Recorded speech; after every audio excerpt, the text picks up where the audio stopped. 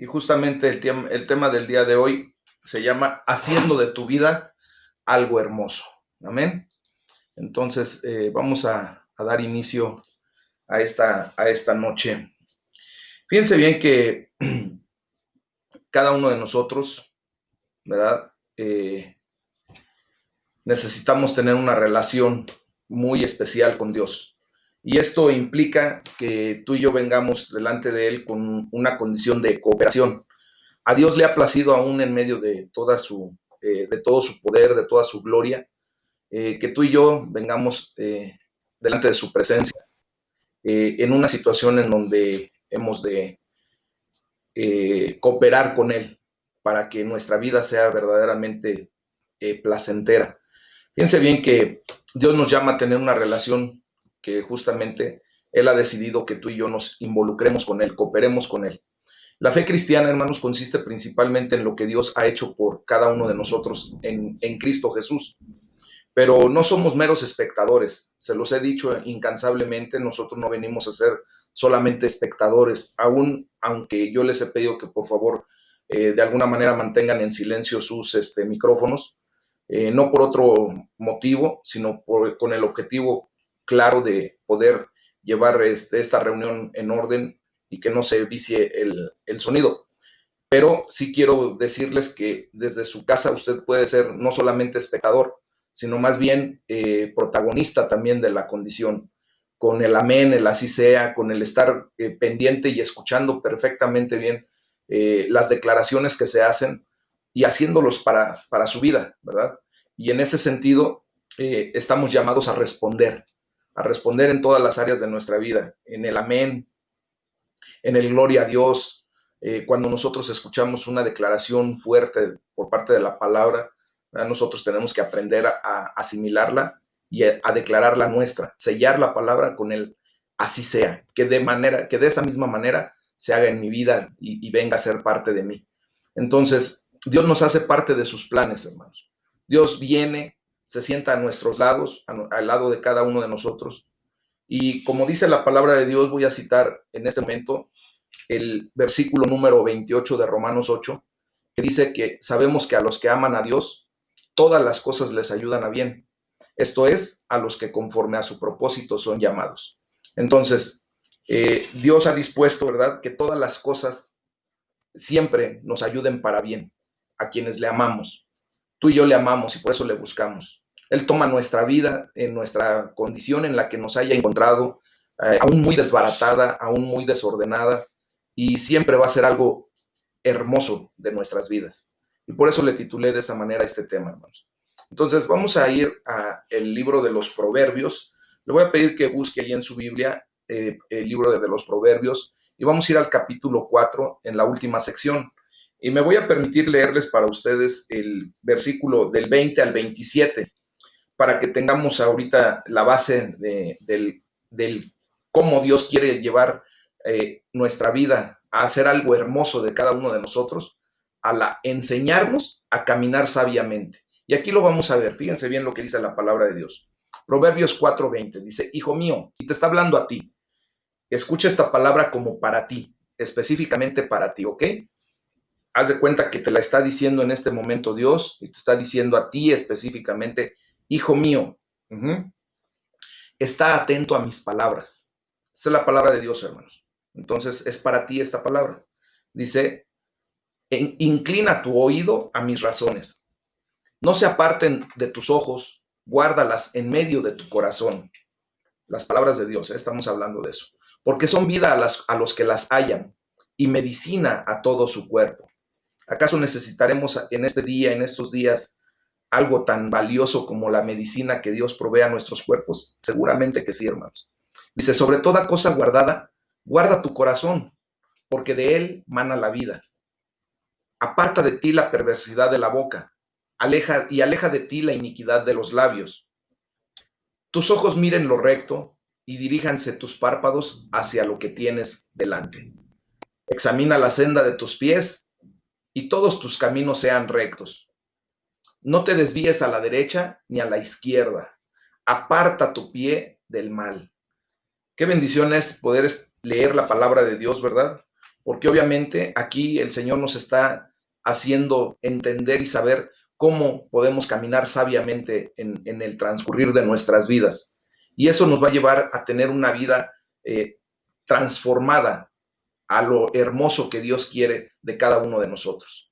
Entonces, tú y yo tenemos un papel que desempeñar respondiendo a este llamado de Dios, manteniéndonos en su camino, en el camino que Él ha trazado para ti y para mí, ¿verdad? Viviendo sabiamente y por ello haciendo de tu vida algo hermoso. Y eso es lo que verdaderamente buscamos en esta noche. En este pasaje que hemos leído, vemos 4 áreas particulares que debes aprender a vigilar si quieres disfrutar la vida de victoria que el Señor nos ha dado sobre la tentación, sobre el pecado. Y primero nos enseña la palabra de Dios a estar observando qué piensas, cuáles son tus pensamientos en este momento, cuáles han sido los pensamientos a lo largo del día, qué verdaderamente dejas entrar a tu vida a través de tu mente, ¿ok? Entonces, puedes elegir aquello en lo que piensas, ¿verdad? Y esto es de vital importancia porque la vida que lleves saldrá de tu corazón. Acabamos de leer que sobre todas las cosas guardadas, todo lo que tú quieras guardar verdaderamente, que consideres como un tesoro, dice, guarda tu corazón, porque de él mana la vida, porque de tu corazón efectivamente emanan los pensamientos y los pensamientos después se vuelven acciones que desgraciadamente o afortunadamente, según ese pensamiento o esa acción, te va a llevar al éxito o al fracaso, ¿ok?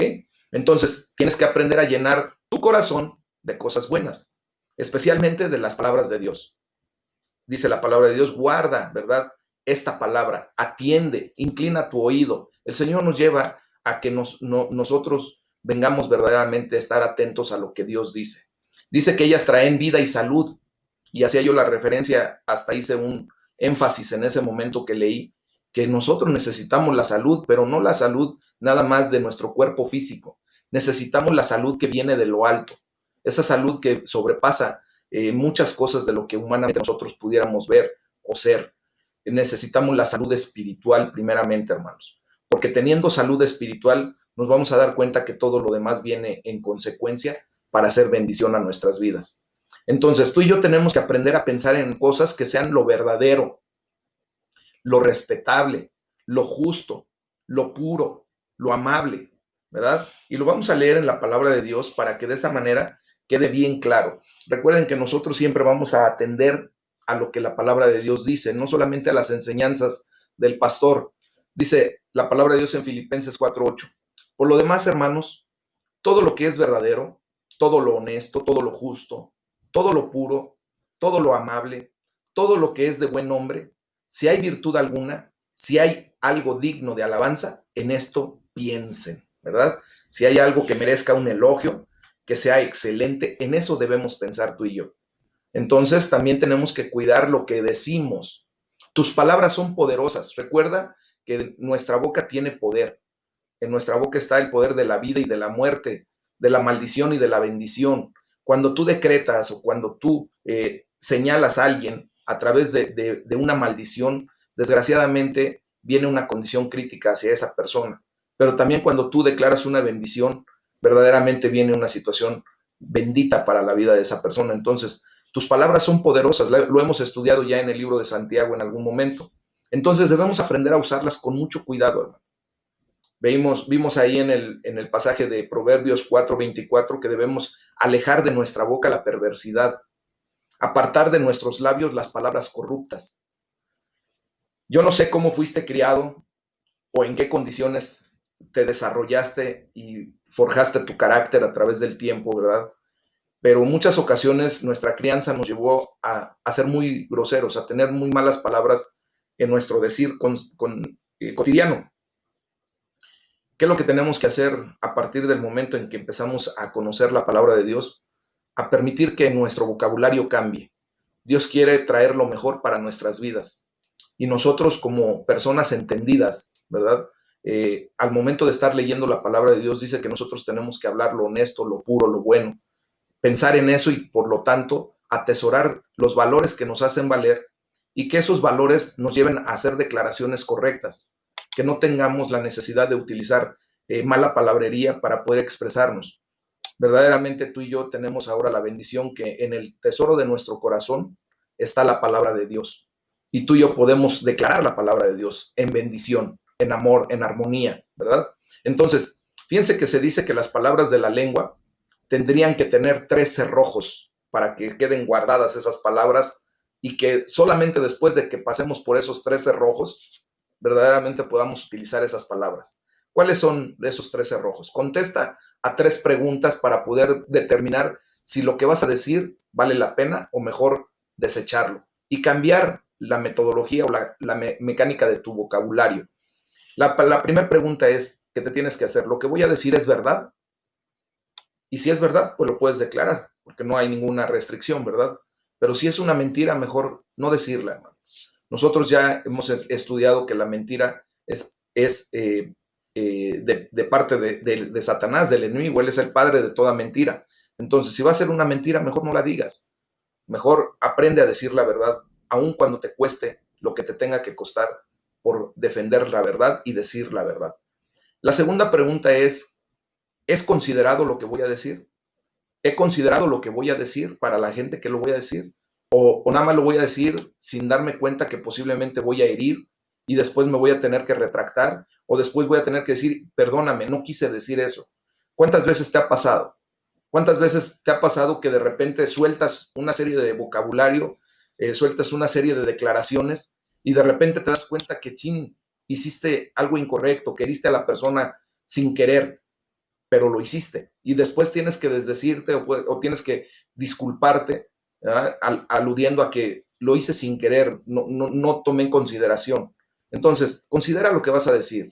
Si es algo apropiado, si es algo bueno, decláralo. Y si no, mejor abstente. Y la última pregunta que te tienes que hacer antes de hacer una declaración es preguntarte, ¿es necesario que lo diga? Muchas ocasiones nosotros tenemos que aprender a callar, a no divulgar. ¿Ah? Porque una cosa es decir la verdad y otra cosa es andar divulgando las cosas que no nos corresponden a nosotros, tal vez. Entonces, si es verdad, si es considerado y si es necesario, dilo. Y si no, mejor calla, para que de esa manera no al rato te tengas que estar disculpando y desdiciendo de lo que en su momento dijiste. Que no tengan que venir a decir, es que él quiso decir esto, ¿no? Como muchas veces nos ha pasado. Otro punto que tenemos que aprender a cuidar muchísimo es aquello que miramos, hermanos. La palabra de Dios nos enseña que debemos guardar nuestros ojos, debemos guardarlos de ver lo que verdaderamente vale la pena ver. Debemos tener cuidado con lo que miramos, especialmente en esta era de la televisión y sobre todo ahora del internet, ¿verdad? Nuestra mirada muchas veces se desvía a situaciones que no convienen, que no son propias para nosotros. Entonces, en el versículo 25 del Proverbio 4, dice que pongamos la mirada en lo que tenemos adelante. Tenemos que fijar la vista en lo que está enfrente de nosotros. ¿Y quién tiene que estar en todo momento enfrente de nosotros, hermanos? Nuestro blanco, nuestro objetivo principal, que es nuestro Señor Jesucristo. Ahí tiene que estar nuestra mirada. Jesús nos advirtió que si miras las cosas equivocadas, fíjense lo que dice ahí en Mateo, versículos 22 y 23. Dice que la lámpara del cuerpo es el ojo. Así que si tu ojo es bueno, todo tu cuerpo estará lleno de luz. Pero si tu ojo es maligno, todo tu cuerpo estará en tinieblas. Así que si la luz que hay en ti es tinieblas, ¿cuántas no serán las mismas tinieblas? Aquí nos está haciendo una advertencia muy fuerte nuestro Señor, ¿verdad? Que cuando nosotros vemos cosas que no nos corresponden, ¿verdad? Nuestra condición viene a ser de oscuridad. Empezamos a ver lo que para nosotros no va a edificar nuestra vida. Entonces, cuando nuestra visión es clara, hermanos, cuando nosotros vemos lo que vemos sin ningún problema de que seamos señalados por ejemplo, por estar viendo pornografía, por estar viendo a la mujer del prójimo, al esposo de la prójima, por no estar viendo tanta chismería que ahora está ocurriendo en Internet a través de Facebook, de las redes sociales, ¿verdad? Eso a nosotros no nos edifica para nada, ¿verdad? Eso dejémoslo para la gente necia que no tiene entendimiento. Tú y yo venimos a la luz de Cristo. Entonces, si tu visión es clara, todo tu ser, completo tu ser, disfrutará de la luz de Jesucristo. Y por último, en este punto, tenemos que cuidar hacia dónde vamos. ¿Qué pisas? ¿Qué lugares visitas, qué lugares frecuentas.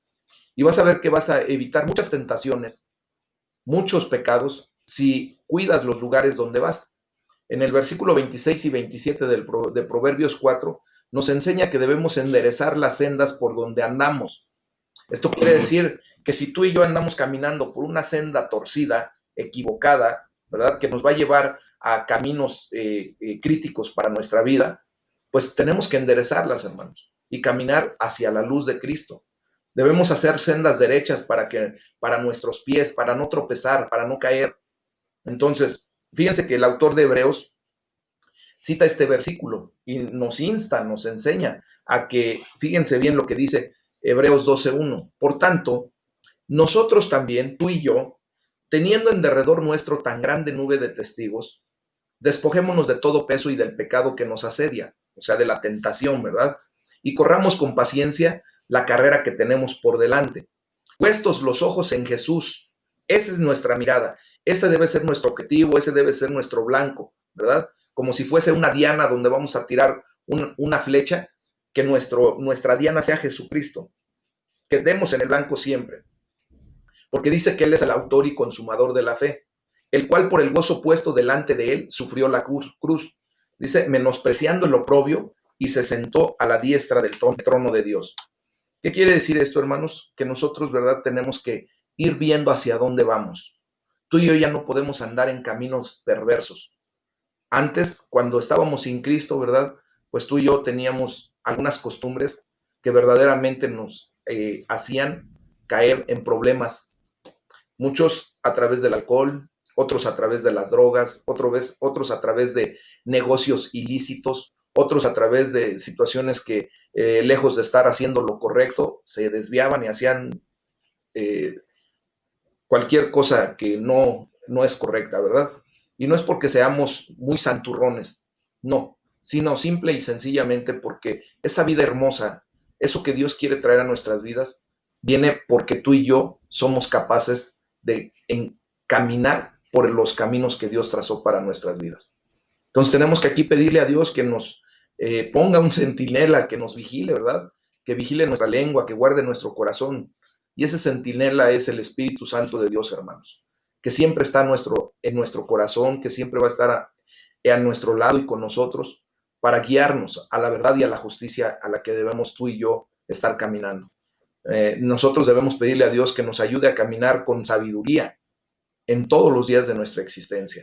Recuerde que si alguien está falto de sabiduría y que pueda decir es que yo no sé de lo que habla muy bien la palabra de Dios, yo todavía apenas empecé y no entiendo de bien a bien lo que de repente dicen, hermano, pídale sabiduría a Dios. En sus oraciones dígale, Señor, dame sabiduría para comprender tu palabra, para caminar por el camino que tú trazaste para mi vida. Y dice la palabra de Dios que Él nos dará sabiduría, ¿verdad? Sin restricción y a manos llenas. Entonces vendrá la sabiduría de Dios y ahí empezamos a ver la realidad de lo que tenemos que vivir. Para poder tener una vida transformada y ser una vida hermosa la que tú y yo podamos vivir, tenemos que aprender a ser como nuestro Señor Jesucristo. Él nos enseñó a dar generosamente, hermanos. Y vamos a ver lo que el pasaje bíblico de Mateo del capítulo 27, vayan ustedes al capítulo 27 de su Biblia, y vamos a leer a partir del versículo 45. Me voy a dar a la tarea de leérselos, pero ustedes síganlo en su palabra, en su Biblia. Y dice la palabra de Dios, y desde la hora sexta hubo tinieblas sobre toda la tierra hasta la hora novena.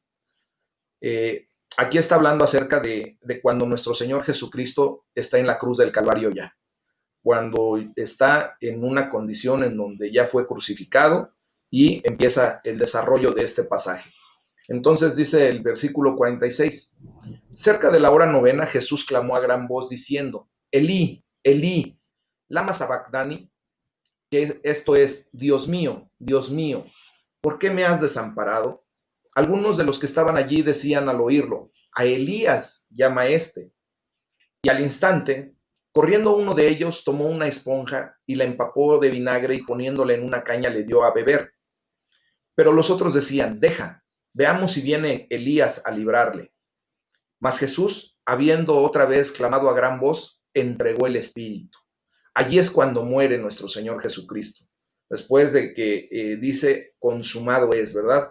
Cuando clama a gran voz diciendo, he consumado la obra de la redención aquí en la cruz del Calvario, y él decide entregar su espíritu, morir por ti y por mí. Y dice, y he aquí, al verlo, el velo del templo, perdón, se rasgó en dos, de arriba a abajo, y la tierra tembló y las rocas se partieron. Quiero hacer un pequeño énfasis aquí, en donde dice el velo del templo se rasgó en dos, de arriba a abajo. Al ratito lo vamos a comentar, pero quiero que lo tengan bien presente. El velo del templo se rasgó en dos, de arriba a abajo, ¿ok? Y dice, y se abrieron los sepulcros y muchos cuerpos de santos que habían dormido se levantaron. Y saliendo de los sepulcros después de la resurrección de él, vinieron a la santa ciudad y aparecieron muchos, y aparecieron a muchos. El centurión y los que estaban con él guardando a Jesús, visto el terremoto y las cosas que habían sido hechas, temieron en gran manera y dijeron, verdaderamente este era hijo de Dios. Estaban allí muchas mujeres mirando de lejos, las cuales habían seguido a Jesús desde Galilea, sirviéndole, entre las cuales estaban María Magdalena, María la madre de Jacobo y de José, y la madre de los hijos de Zebedeo. Cuando llegó la noche vino un hombre rico de Arimatea, llamado José, que también había sido discípulo de Jesús. Este fue a Pilato y pidió el cuerpo de Jesús. Entonces Pilato mandó que se le diese el cuerpo. Y tomando José el cuerpo, lo envolvió en una sábana limpia y lo puso en su sepulcro nuevo, que había labrado en la peña. Y después de hacer rodar una gran piedra a la entrada del sepulcro, se fue. Y estaban allí María Magdalena y la otra María sentadas delante del sepulcro.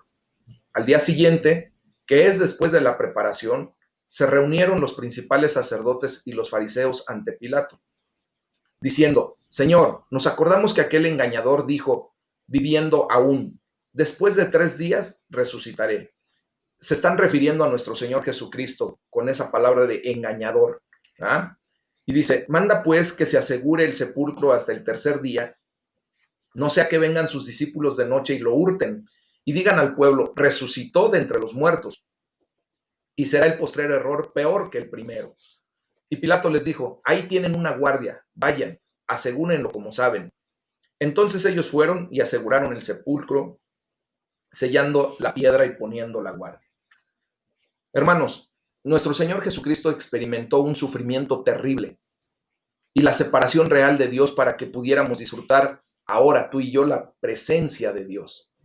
Es algo así como paradójico, ¿verdad? Él tuvo que separarse del amor de Dios, de la presencia de Dios, por ese tiempo específico en donde bajó al Hades, para que tú y yo pudiéramos tener en esa victoria que Él gana al resucitar, la gran bendición de que ahora tú y yo podemos estar en la presencia de Dios, ya no separados, sino ahora en la presencia de Dios. Jesús fue abandonado por los líderes religiosos, como vimos allí, su propia familia, las multitudes, sus discípulos. Y fue por eso que finalmente nuestro Señor Jesucristo gritó con fuerza, ¿verdad? ¿Por qué me has abandonado? ¿Por qué me has desamparado, Dios mío? ¿Verdad? Entonces, las palabras de agonía de nuestro Señor Jesús expresan un sentir real de separación de Dios. Era realmente lo que le dolía más que la golpiza que le dieron, los azotes que le dieron, el hecho de haber sido crucificado, el hecho de clavarle una lanza en su costado. Eso verdaderamente para nuestro Señor Jesucristo, Él sabía que venía a hacer precisamente eso. Lo que verdaderamente le dolió fue la separación con Dios. Y es lo que tú y yo tenemos que experimentar. Un dolor cuando nuestro Señor, ¿verdad? Cuando tú te separas de Dios. Sabemos que Dios siempre va a estar con los brazos abiertos esperándote. Aun cuando cometas el peor de los errores, hermano, Dios siempre va a estar con los brazos de amor esperándote al regreso. El grave problema es cuando tú y yo decidimos separarnos de Dios. Y debe ser doloroso. Entonces, ahí como vemos, nuestro Señor Jesucristo está citando el Salmo número 22. Y quise llamar nuevamente este salmo y esta cita porque aquí se nos demuestra que aproximadamente 1200 años antes de que Jesucristo viniera, se había declarado esta profecía para él, cuando él dice, Dios mío, ¿por qué me has desamparado? ¿Verdad? Aquí vemos que este es un grito de sufrimiento, es un grito de lamento, hermanos, y es un grito por la separación con su Padre Celestial. Vimos en algún momento como en el libro de Job, ¿verdad? Se abordan el tema de las dificultades y las complejidades del sufrimiento humano. Cuando Job estaba en una condición en donde Satanás lo pidió para ser zarandeado y para quitarle todos sus bienes y después hasta enfermarlo gravemente, vemos cómo el sufrimiento de nosotros como seres humanos es real. La gente que ahorita está postrada en una cama por una enfermedad es un sufrimiento increíble. Y no nada más la gente que lo está viviendo, que lo está sufriendo, sino todos sus seres queridos que están alrededor de él, sea físicamente o a la distancia, como ahorita desgraciadamente está sucediendo, ¿verdad? Mucha gente solamente entra al hospital y desgraciadamente se corta prácticamente toda comunicación con esas personas, por lo menos en el área física. No puedes verlo, no puedes ingresar. Si al caso alguien te puede dar la oportunidad de tener una comunicación telefónica y hasta ahí, y esperar que te den alguna noticia respecto a cómo se encuentra tu familiar, pero de ahí en fuera hay una separación y eso es doloroso. Es doloroso no solo para la persona que está ahí adentro, sino también para los familiares. Y no se diga de la gente que está en el extranjero o que está en otras partes fuera de la ciudad, ¿verdad? Donde ya ahorita, como no tenemos acceso para ir y venir, pues tenemos esa complicación. Entonces, déjenme decirles que en la cruz del Calvario, en cambio, vimos la respuesta definitiva de Dios a nuestro sufrimiento, hermanos. Él lo llevó allí. Él vivió y experimentó lo que tú y yo podemos sufrir a través del dolor físico, del dolor de una enfermedad, del dolor de una separación, ¿verdad? Pero él elige adentrarse en él mismo y cargarlo sobre sí. O sea, él eligió adentrarse en ese sufrimiento, en lo que tú y yo ahora vivimos, y lo cargó sobre sí mismo. ¿Para qué? Para que ahora su bendita palabra nos pueda llevar a entender que él sufrió lo que tú estás sufriendo, que por sus llagas tú y yo podemos ser sanos y somos sanos en el nombre de Jesús, que él suple nuestras necesidades, él suple en nuestra angustia, él suple en nuestro sufrimiento, porque él lo vivió, él lo experimentó, ¿verdad? Entonces, fíjense bien que acerca del sufrimiento de la cruz, podemos entender que jamás tú y yo podríamos creer en un Dios si no fuera por la cruz del Calvario. Tú y yo no podríamos creer en un Dios clemente, en un Dios misericordioso, en un Dios de amor, si no pudiéramos ver la cruz del Calvario como tal. Porque ahora tú y yo creemos en ese Dios que sufrió como tú y como yo podemos estar sufriendo, que pasó por penurias, que pasó por insultos, por injuria, por oprobio, que pasó por dolor físico, que pasó por dolor psicológico, porque lo abandonaron, porque a lo mejor tú has sentido el abandono de alguien, pero tú y yo tenemos la gran bendición de que tenemos al Dios que lo vivió y que por eso se puede acercar a ti y decir, lo siento como tú lo sientes y estoy contigo y ahora te he dado la victoria porque yo ya lo sufrí y ahora tú descansa en lo que yo sufrí para que tu dolor sea menos. Y esta es la verdadera bendición que tenemos en Cristo. El mundo real del dolor estuvo allí en la cruz del Calvario. ¿Cómo podría alguien adorar a un Dios que fuera inmune completamente al dolor, al sufrimiento, a la condición verdadera de un ser humano, de quien quiere creer en él? No podríamos creer en un Dios que es inmune al dolor, que no sintió lo que tú y yo podemos sentir, que nada más nos pueda decir, yo te bendigo, no te preocupes, no pasa nada. No es cierto. Dios lo sufrió para enseñarnos que lo que tú y yo podemos vivir, Él también ya lo vivió y que ahora se puede acercar a ti para decirte, estoy contigo. Quiero hacer un breve comentario respecto a lo que me sucedió hace tiempo. Antes de que falleciera mi papá, falleció el papá de un amigo mío, un amigo muy fuerte mío, muy cercano. Y yo me acerqué a él dándole el pésame y le digo, lo siento, bro. Y me dice, se voltea con una tristeza y al mismo tiempo con una pregunta muy, muy particular. Me dice, ¿verdaderamente sientes lo que yo estoy sintiendo? Yo me quedé de a seis, dije, wow. Digo, perdóname, realmente no puedo dimensionar lo que tú estás sintiendo ahorita. En ese momento mi padre vivía. Lo único que pude decirle, estoy contigo. No sé qué estás sintiendo verdaderamente, no sé cuál sea la magnitud de tu dolor, pero quiero decirte que estoy contigo. Y me abraza y me dice, esas palabras sí valen la pena ser escuchadas. Poco tiempo después, Dios tuvo a bien llevarse a mi papá, ¿verdad? Muere mi papá hace aproximadamente 5 años. El 14 de septiembre cumple 5 años. Y Curiosamente, se acerca a mí y me dice, ahora sí te puedo decir, lo siento, estoy contigo. Y en ese momento nos fusionamos él y yo. ¿Por qué? Porque experimentamos ya los dos ese mismo sufrimiento, esa misma pérdida, ese mismo dolor, esa magnitud, ¿verdad? Y en ese sentido, Dios viene a hacer exactamente lo mismo con nosotros. Él se hizo pobre para que tú y yo fuésemos ricos. Para lo que tú y yo estamos pasando ahorita por necesidad económica, Él también lo sufrió, hermanos. Dice la palabra de Dios que Él no tenía ni siquiera una almohada donde reposar su cabeza. Por lo tanto, Él sabe de pobrezas. Dejó su trono celestial, dejó sus prerrogativas, dejó todo lo mejor que Él podía tener, que era su reino, para venirse a ser como tú y como yo, para experimentar no solamente en la cruz del Calvario, sino a lo largo de su vida, todo lo que tú y yo podemos experimentar. Y por eso, con seguridad y con confianza te puedo decir, estoy contigo. Reclínate en mi hombro, yo te apoyo, yo estoy para ti. Quiero que tu vida sea hermosa, porque yo ya llevé todo lo feo de tu vida. Ya lo llevé. Ahora seré libre. Ahora tú eres libre en el nombre de Jesús, ¿verdad? Entonces, fíjense bien que nuestro sufrimiento por parte de Jesucristo en la cruz del Calvario va más allá de la mera solidaridad. Sus palabras reflejan cómo vino para dar su vida en rescate por muchos. Eso lo dice Mateo 20:28, hermanos.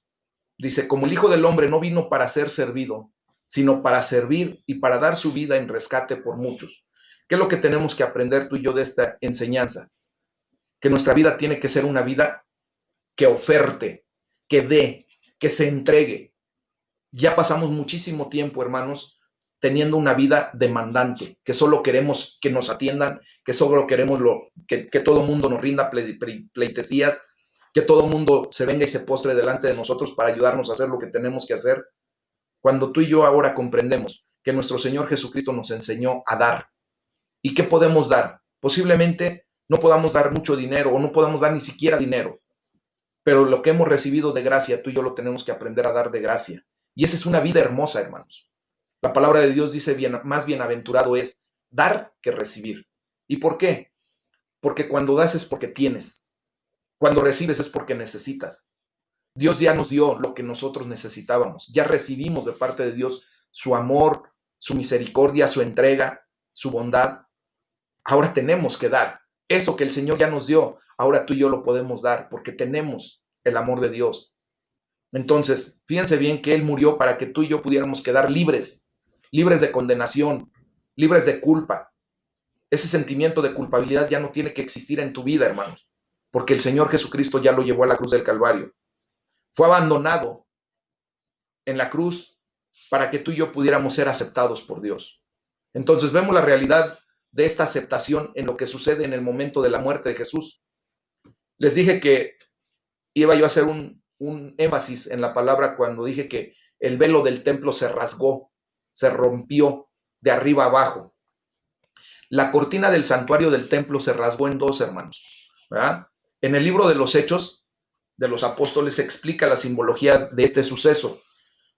Fíjense bien que la cortina, ese velo, nos separa del lugar santísimo.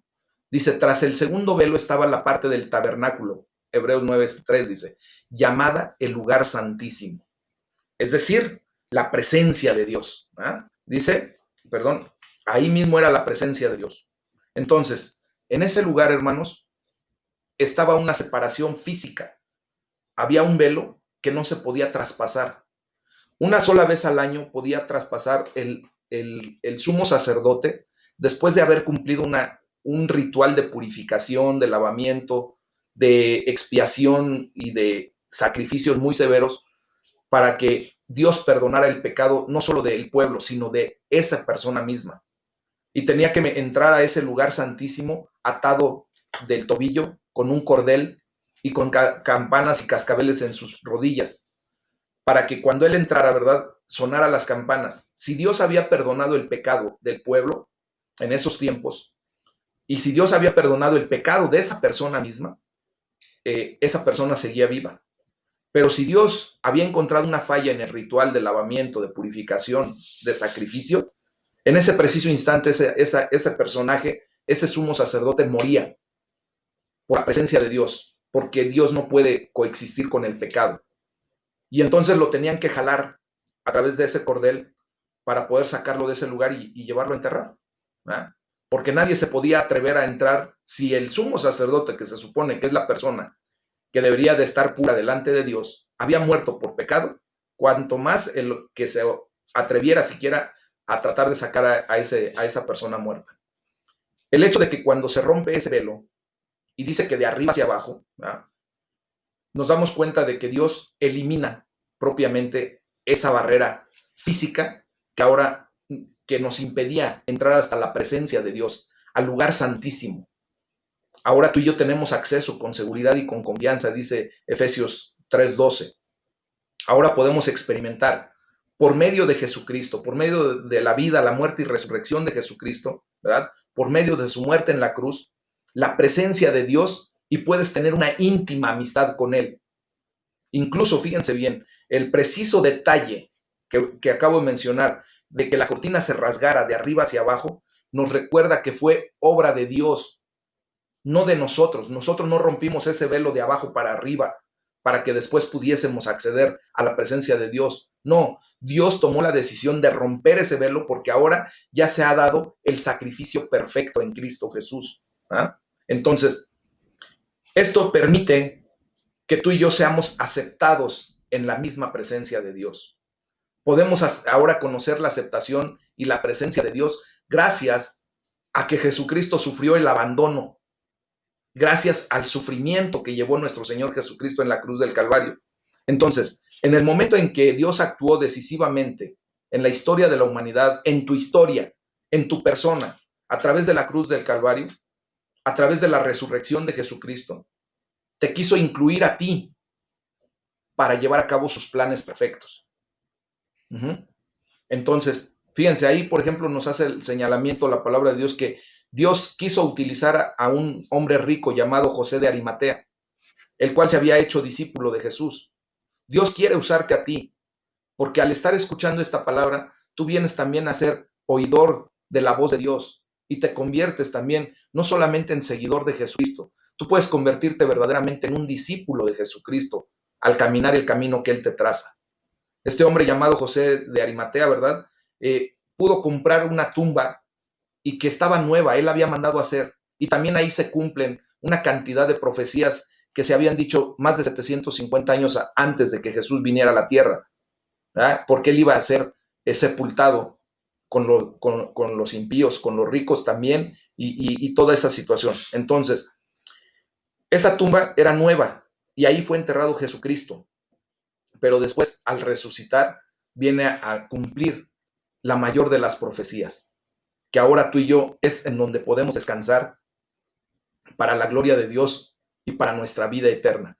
Porque si Jesucristo resucitó de la muerte, Dios lo sacó de esa condición, dice que ahora tú y yo tenemos el derecho de la resurrección y vida eterna.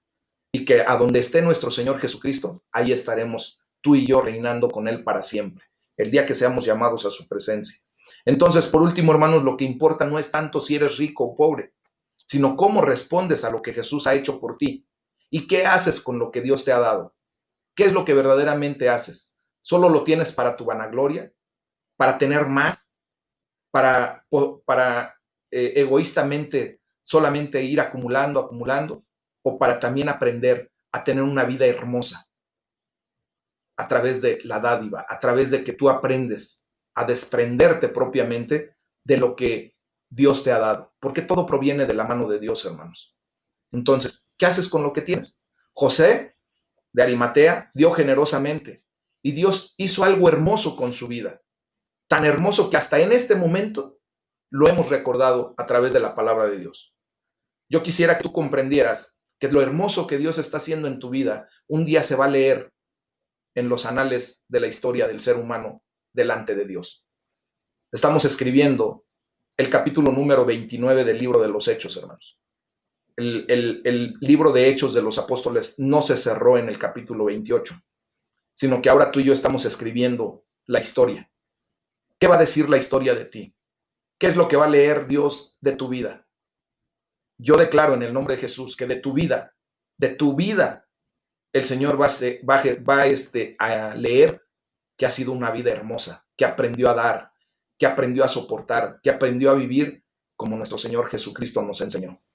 Y aquí es donde podemos darle gracias, porque pasó todo eso nuestro Señor Jesucristo por nosotros y nos enseñó para que tú y yo tengamos una vida hermosa, una vida plena, ¿verdad?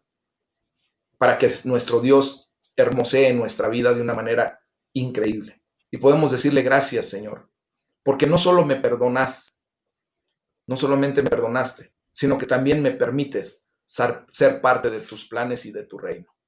En el nombre de Jesús, recíbalo, hermano. Sé que el Señor habla de manera muy especial y vamos a levantar nuestro canto, vamos a levantar nuestra voz, hermanos, para glorificar el